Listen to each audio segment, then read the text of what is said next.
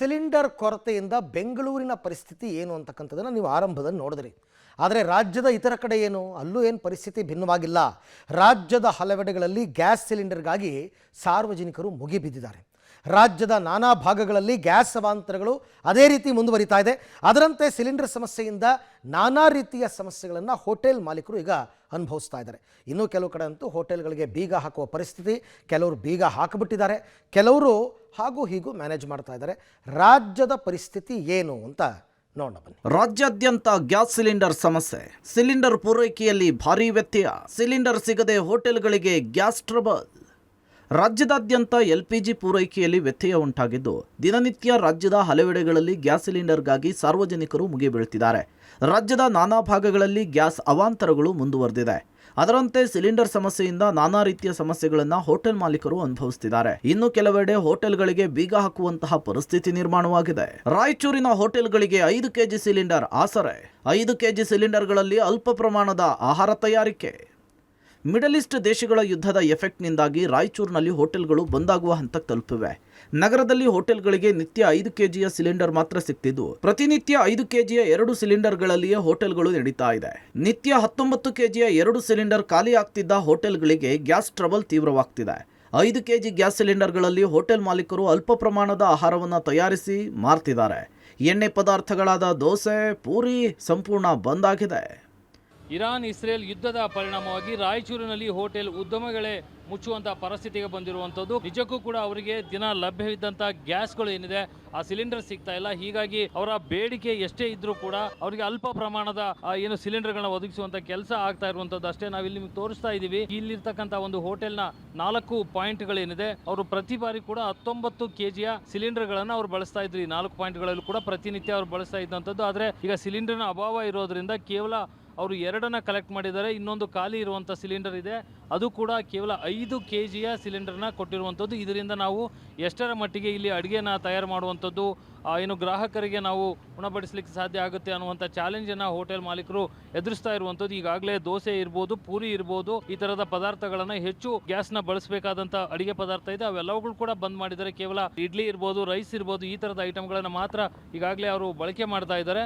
ಅದರ ಮಾಲೀಕರನ್ನು ನಾವು ಕೇಳೋಣ ಅವರ ಪರಿಸ್ಥಿತಿ ಹೇಗೆ ಅಂತ. ಸರ್, ಈಗ ಚಿಕ್ಕ ಸಿಲಿಂಡರ್ನ ಬಳಸ್ತಾ ಇದ್ರಿ, ಯಾಕೆ ಸಿಲಿಂಡರ್ ನಿಮಗೆ ಲಭ್ಯ ಆಗ್ತಾ ಇದ್ವಾ ಅಥವಾ ಸಂಪೂರ್ಣವಾಗಿ ಆಗ್ತಾ ಇಲ್ವಾ? ಇಲ್ಲ ಸರ್, ಬರೀ 5 ಕೆಜಿ ಅಷ್ಟೇ ಲಭ್ಯ ಆಗ್ತಾ ಇದೆ ಸರ್.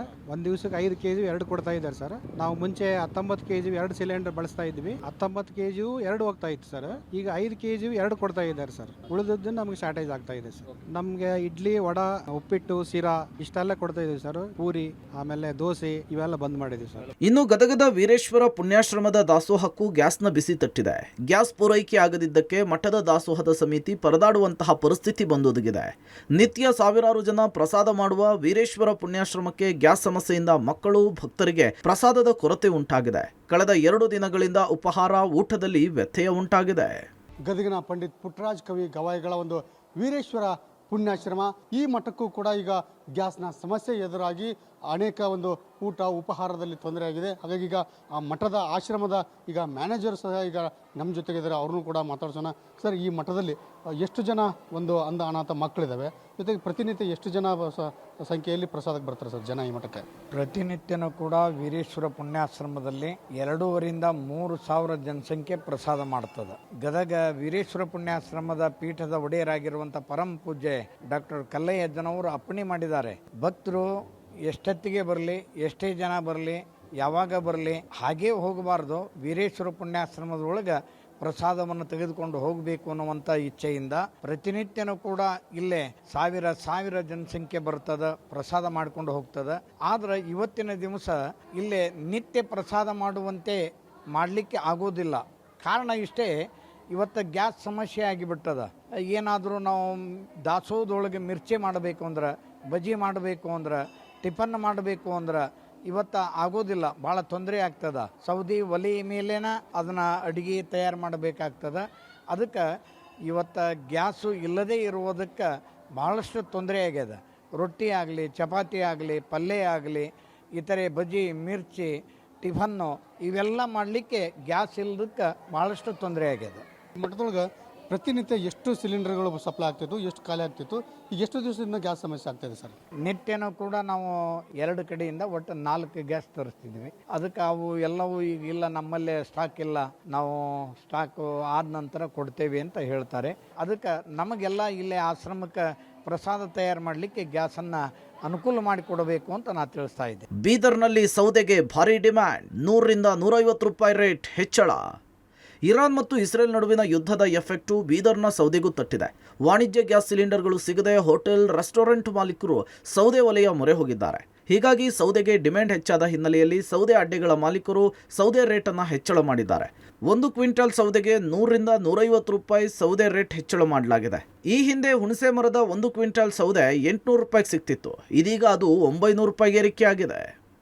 ನಾವೀಗ ಬೀದರ್ನ ನಗರದಲ್ಲಿರ್ತಕ್ಕಂಥ ಮುಲ್ತಾನಿ ಕಾಲೋನಿಯ ಕೋಟೆ ರಸ್ತೆ ಇದ್ದೀವಿ. ನೋಡ್ಬೋದು ಕೋಟೆ ರಸ್ತೆಯ ನಾವು ಒಂದು ಕಟ್ಟಿಗೆ ಅಡ್ಡಕ್ಕೆ ಬಂದೀವಿ. ಅಡ್ಡೆಯಲ್ಲಿ ನೋಡ್ಬೋದು ಯಾವ ರೀತಿ ಈಗ ಏನು ಒಂದು ಡಿಮ್ಯಾಂಡ್ ಬಂದಿದೆ. ಆ ಒಂದು ಸೌದೆ ಹೆಚ್ಚಿನ ಸಂಖ್ಯೆಯಲ್ಲಿ ಸಂಗ್ರಹ ಮಾಡಿರುವಂಥದ್ದು. ಯಾಕಂತಂದ್ರೆ ಹೆಚ್ಚಿನ ಸಂಖ್ಯೆಯಲ್ಲಿ ಈಗ ಬೇಡಿಕೆ ಬರ್ತಂಥದ್ದು ಸೌದೆಗೆ. ಅದರಲ್ಲೂ ಪ್ರಮುಖವಾಗಿ ಹುಣಸೆ ಮರದ ಕಟ್ಟಿಗೆ ಇದೆ, ಅದಕ್ಕೆ ಹೆಚ್ಚಿನ ಬೇಡಿಕೆ ಇರುವಂಥದ್ದು. ಯಾಕಂದ್ರೆ ಹೆಚ್ಚಿನ ಸಂಖ್ಯೆಯಲ್ಲಿ ಹೆಚ್ಚಿನ ರೀತಿಯಲ್ಲಿ ಉರಿತದೆ ಅದು ಅನ್ನುವಂಥದ್ದು. ಹೀಗಾಗಿ ಗ್ಯಾಸ್ ಏನು ಅಭಾವ ಕಂಡು ಬರ್ತಾ ಇದೆ, ಅದರ ಪರ್ಯಾಯವಾಗಿ ಈಗ ಹೋಟೆಲ್ ಉದ್ಯಮಿಗಳು, ರೆಸ್ಟೋರೆಂಟು ಸೇರಿದಂತೆ ಬೇರೆ ಬೇರೆ ಕಡೆ ಈ ಒಂದು ಸೌದೆಯನ್ನ ಯೂಸ್ ಮಾಡ್ತಾರಂಥದ್ದು. ಹೀಗಾಗಿ ಆ ಒಂದು ರೇಟು ನಾರ್ಮಲ್ ಆಗಿ ರೇಟು ಕಡಿಮೆನೇ ಇರ್ತಿತ್ತು. ಆದ್ರೆ ಈಗ ಏನಿದೆ ಬಹುತೇಕ ಈ ಹುಣಸೆ ಏನು ಒಂದು ಕಟ್ಟಿಗೆ ಇದೆ, ಇದು ಬಹುತೇಕ 800 ಇರ್ತಾ ಇತ್ತು, ಈಗ 900 ಆಗಿರುವಂಥದ್ದು.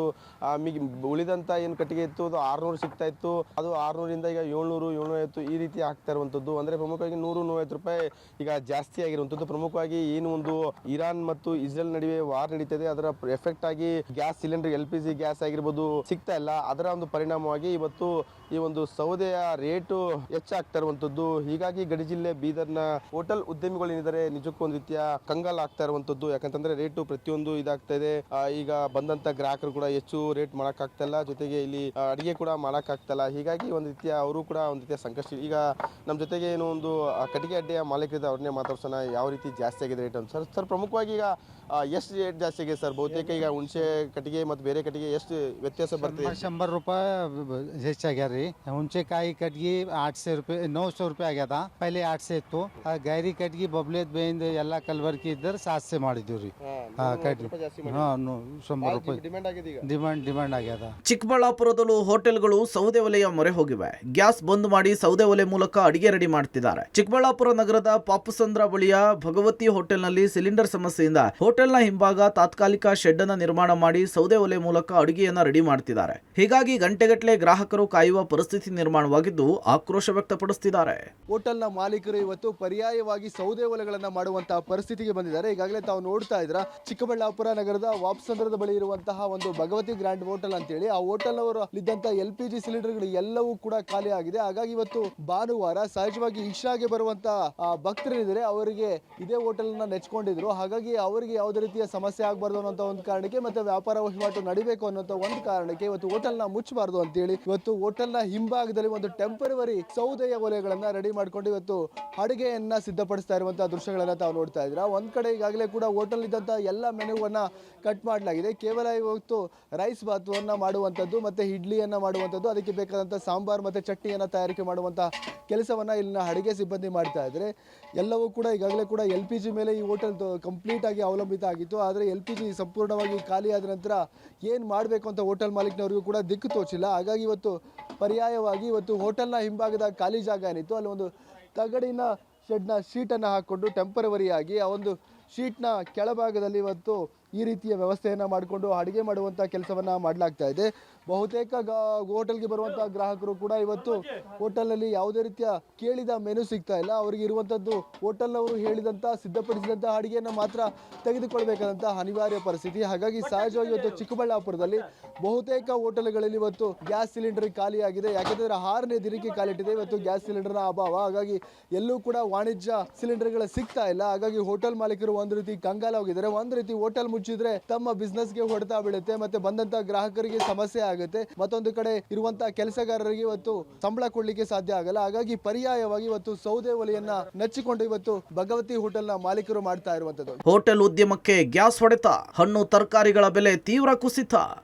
ಯುದ್ಧದ ಕಾರ್ಮೋಡ ಹಾಗೂ ಗ್ಯಾಸ್ ಟ್ರಬಲ್ ಹಿನ್ನೆಲೆಯಲ್ಲಿ ಹಣ್ಣು ತರಕಾರಿಗಳ ಬೆಲೆಯಲ್ಲಿ ತೀವ್ರ ಕುಸಿತವಾಗಿದೆ. ಹೋಟೆಲ್ ಮಾಲೀಕರು ಸರಿಯಾಗಿ ತರಕಾರಿಯನ್ನ ಖರೀದಿ ಮಾಡದ ಹಿನ್ನೆಲೆಯಲ್ಲಿ ರೈತರು ವರ್ತಕರು ಕಂಗಾಲಾಗಿದ್ದಾರೆ. ಕೋಲಾರದ ಎಪಿಎಂಸಿ ಮಾರುಕಟ್ಟೆಯಲ್ಲಿ ತರಕಾರಿಗಳನ್ನ ಕೇಳುವವರಿಲ್ಲದಂತಾಗಿದೆ. ಬೆಲೆ ಸಂಪೂರ್ಣ ಕುಸಿದಿದ್ದು ಕ್ಯಾಪ್ಸಿಕಂ, ಬಜ್ಜಿ ಮೆಣಸಿನಕಾಯಿ, ಕ್ಯಾರೆಟ್, ಬೀನ್ಸ್ ಬೆಲೆಯಲ್ಲಿ ದಿಢೀರ್ ಕುಸಿತವಾಗಿದೆ. ಇವತ್ತು ಕೋಲಾರದ APMC ಮಾರುಕಟ್ಟೆಯಲ್ಲಿರುವಂತಹ ತರಕಾರಿ ಮಾರುಕಟ್ಟೆಯಲ್ಲಿದ್ದೇವೆ. ಇಲ್ಲಿ ನೋಡೋದಾದ್ರೆ ಸಾಕಷ್ಟು ಪ್ರಮಾಣದ ಹಣ್ಣು ತರಕಾರಿಗಳು ಇಲ್ಲಿ ಮಾರುಕಟ್ಟೆಗೆ ಹರಾಜಾಗೋದಕ್ಕೆ ಬಂದಿರತಕ್ಕಂಥದ್ದು. ಆದ್ರೆ ಇವತ್ತು ಬೆಲೆ ತೀವ್ರ ಕುಸಿತ ಕಂಡಿರ್ತಕ್ಕಂಥದ್ದು. ಯಾಕಂದ್ರೆ ಯುದ್ಧದ ಕಾರ್ಮೋಡ ಏನಿದೆ ಇದು ಕೋಲಾರದ APMC ಮಾರುಕಟ್ಟೆಗೂ ತಟ್ಟಿರ್ತಕ್ಕಂಥದ್ದು. ಯಾಕಂದ್ರೆ ಗ್ಯಾಸ್ ಟ್ರಬಲ್ ನಿಂದಾಗಿ ಈಗಾಗಲೇ ಹೋಟೆಲ್ ಉದ್ಯಮ ಸಂಪೂರ್ಣವಾಗಿ ಬಿದ್ದಿರ್ತಕ್ಕಂಥದ್ದು. ಇದರಿಂದಾಗಿ ಹಣ್ಣು ತರಕಾರಿಗಳ ಬೆಲೆ ತೀವ್ರ ಕುಸಿತ ಕಂಡಿರ್ತಕ್ಕಂಥದ್ದು ಇಲ್ಲಿ ಕಂಡು ಬರ್ತಾ ಇರ್ತಕ್ಕಂಥದ್ದು. ನಾವು ನೋಡೋದಾದ್ರೆ ಈಗಾಗಲೇ ಹಣ್ಣು ತರಕಾರಿಗಳ ವ್ಯಾಪಾರ ವಹಿವಾಟು ಜೋರಾಗಿ ನಡೀತಾ ಇದೆ. ಆದ್ರೆ ಹೋಟೆಲ್ ಉದ್ಯಮ ಎಫೆಕ್ಟ್ ಇವತ್ತು ಬೆಲೆ ಕುಸಿತ ಕಂಡಿರ್ತಕ್ಕಂಥದ್ದು. ಪರಿಣಾಮ ಇವತ್ತು ತರಕಾರಿಗಳ ಬೆಲೆ ತೀವ್ರ ಕುಸಿತ ಕಂಡು ರೈತರು ಕಂಗಾಲಾಗಿದ್ದಾರೆ ಅಂತಾನೆ ಹೇಳ್ಬೋದು. ಬೆಲೆ ನೋಡೋದಾದ್ರೆ ಈಗ ಹೀರೆಕಾಯಿ ಕೆಜಿ 13 ರೂಪಾಯಿಗೆ ಮಾರಾಟ ಆಗ್ತಾ ಇರ್ತಕ್ಕಂಥದ್ದು. ಇನ್ನು ಇಲ್ಲಿ ಬೇರೆ ಬೇರೆ ತರಕಾರಿಗಳು ಕೂಡ ಇದಾವೆ. ಜೊತೆಗೆ ಕ್ಯಾಪ್ಸಿಕಮ್ ಇರ್ಬೋದು, ಬೇರೆ ಬೇರೆ ತರಕಾರಿಗಳು ಇಲ್ಲಿ ಇರ್ತಕ್ಕಂಥದ್ದು. ಇವೆಲ್ಲ ತರಕಾರಿಗಳು ಕೂಡ ಇವತ್ತು ಬೆಲೆ ತೀವ್ರ ಕುಸಿತ ಕಂಡಿರ್ತಕ್ಕಂಥದ್ದು.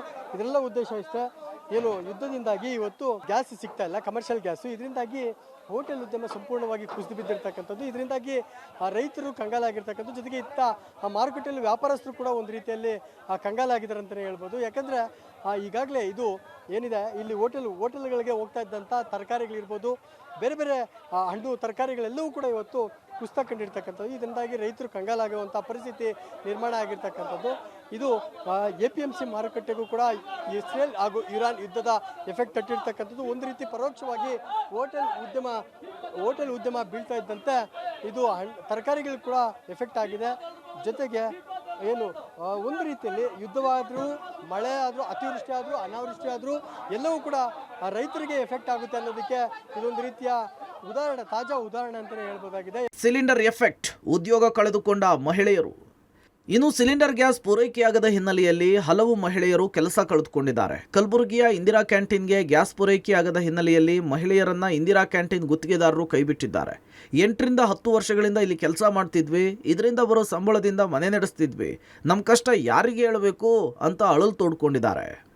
ನಾವೀಗಾಗಲೇ ಕಲಬುರಗಿಯಲ್ಲಿರುವಂತಹ ಇಂದಿರಾ ಕ್ಯಾಂಟೀನ್ನ ಒಂದು ಮನೆಯಲ್ಲೂ ಕೂಡ ನೀವು ತೋರಿಸಿದ್ವಿ. ಕಳೆದ 5-6 ದಿನಗಳಿಂದಲೂ ಕೂಡ ಇಲ್ಲಿ ಕಮರ್ಷಿಯಲ್ ಸಿಲಿಂಡರ್ ಸರಬರಾಜಾಗದ ಹಿನ್ನೆಲೆಯಲ್ಲಿ ಇಂದಿರಾ ಕ್ಯಾಂಟೀನ್ನ ಸಂಪೂರ್ಣವಾದಂಥ ಸಿಡಿಗೆ ಅಡುಗೆ ಸಿಲಿಂಡರ್ ಮೇಲೆ ಆಹಾರ ರೆಡಿ ಮಾಡ್ತಾ ಇದ್ರು. ಆ ಒಂದು ಸಂಪೂರ್ಣ ಕಿಚನ್ ಅನ್ನ ಬಂದ್ ಮಾಡಿ ಏನಂದ್ರೆ ಪಕ್ಕದಲ್ಲಿ ಸೌದೆ ಒಲೆ ಮೇಲೆ ಅಡಿಗೆಯನ್ನ ಸಿದ್ಧ ಮಾಡ್ತಾ ಇದ್ದಾರೆ. ಆದ್ರೆ ಇದೀಗ ಮಗದೊಂದು ಎಫೆಕ್ಟ್ ಈಗ ಪ್ರಮುಖವಾಗಿ ಎದುರಾಗಿದೆ. ಈಗಾಗಲೇ ಈ ಒಂದು ಕ್ಯಾಂಟೀನ್ ನಲ್ಲಿ ಬಹುತೇಕ ಮೆನುಗಳಿಗೆ ಅಂದ್ರೆ ಇಡ್ಲಿ ಆಯ್ತು, ದೋಸೆ ಆಯ್ತು, ಮತ್ತೆ ಪೂರಿಗಳಿಗೆ ಈಗಾಗಲೇ ಕೋಕ್ ಕೊಡಲಾಗಿತ್ತು. ಇನ್ನು ಬದಲಾದಂತಹ ಪರಿಸ್ಥಿತಿಯಲ್ಲಿ ಸೌದೆ ಮೇಲೆ ಚಪಾತಿಯನ್ನು ಕೂಡ ಮಾಡಲು ಆಗ್ತಾ ಇಲ್ಲ. ಹೀಗಾಗಿ ಈ ಒಂದು ಇಂದಿರಾ ಕ್ಯಾಂಟೀನ್ ನಲ್ಲಿ ಕೆಲಸ ಮಾಡ್ತಾ ಇರುವಂತಹ 10 ಜನ ಏನು ಮಹಿಳೆಯರಿದ್ರು, ಪ್ರತಿನಿತ್ಯ ಬೆಳಗ್ಗೆ ಆದ್ರೆ ಸಾಕು ಇಲ್ಲಿ ಬಂದು ಚಪಾತಿಯನ್ನು ಸಿದ್ಧ ಮಾಡ್ತಾ ಇದ್ರು. ಇಲ್ಲಿಂದ ಕಲಬುರಗಿ ನಗರದಲ್ಲಿರುವಂತಹ ಬೇರೆ ಬೇರೆ 7 ಇಂದಿರಾ ಕ್ಯಾಂಟೀನ್ಗಳಿಗೆ ಆ ಚಪಾತಿ ಸರಬರಾಜಾಗ್ತಾ ಇತ್ತು. ಆದರೆ ಸಿಲಿಂಡರ್ ಸಿಗದ ಹಿನ್ನೆಲೆಯಲ್ಲಿ ಇಲ್ಲಿ ಕೆಲಸ ಮಾಡ್ತಾ ಇರುವಂತಹ 10 ಜನ ಏನು ಹೆಣ್ಮಕ್ಳಿದ್ರು ಅವರೆಲ್ಲರಿಗೂ ಕೂಡ ಈಗ ಸದ್ಯ ಮನೆಯಲ್ಲಿ ಕೂಡಿಸಿದ್ದಾರೆ. ಯಾಕಂದ್ರೆ ಈಗ ಚಪಾತಿಗಳನ್ನು ಇಲ್ಲಿ ಸಿದ್ಧ ಮಾಡಲಾಗ್ತಾ ಇಲ್ಲ, ಬದಲಾಗಿ ರೆಡಿಮೇಡ್ ಚಪಾತಿ ಅನ್ನೊಂದು ಹೊರಗಿನಿಂದ ಖರೀದಿಸಿ ಏನಂತಂದ್ರೆ ಬೇರೆ ಬೇರೆ ಕ್ಯಾಂಟೀನ್ಗಳಿಗೆ ಸರಬರಾಜಾಗುವಂತಹ ಕೆಲಸಕ್ಕೆ ಈಗ ಇಂದಿರಾ ಕ್ಯಾಂಟೀನ್ನ ಒಂದು ಏನು ಇಲ್ಲಿನ ಸಿಬ್ಬಂದಿಗಳು ಮುಂದಾಗಿದ್ದಾರೆ. ಸೊ ಯಾವ ರೀತಿಯಾದಂತಹ ಸಮಸ್ಯೆ ಆಗಿದೆ ಏನು ಅನ್ನೋದನ್ನ ಅವ್ರನ್ನ ಖುದ್ದು ಕೇಳೋಣ. ಮೇಡಮ್, ಈಗ ಎಷ್ಟು ಜನ ಕೆಲಸ ಮಾಡ್ತಾ ಇದ್ರು, ಏನಂತ ಹೇಳ್ಬಿಡಿಸಿದಾರೆ? ಈಗ ನಮಗೆ ಗ್ಯಾಸ್ ಇಲ್ಲ ಅಂತ ಬಂದ್ ಮಾಡಿಸ್ಯಾರಿ ಸರ್. 10-15 ಮಂದಿ ಇದ್ದೀರಿ ಚಪಾತಿ ಮಾಡೋರಿ. ಮನಿ ಬಾಡಿಗೆ ಕಟ್ಟೋದು ಭಾಳ ಕಷ್ಟ ಆಗ್ತಾ ಇದಾರೆ ಸರ್, ಬಿಡಿಸ್ಯಾರ್ರಿ.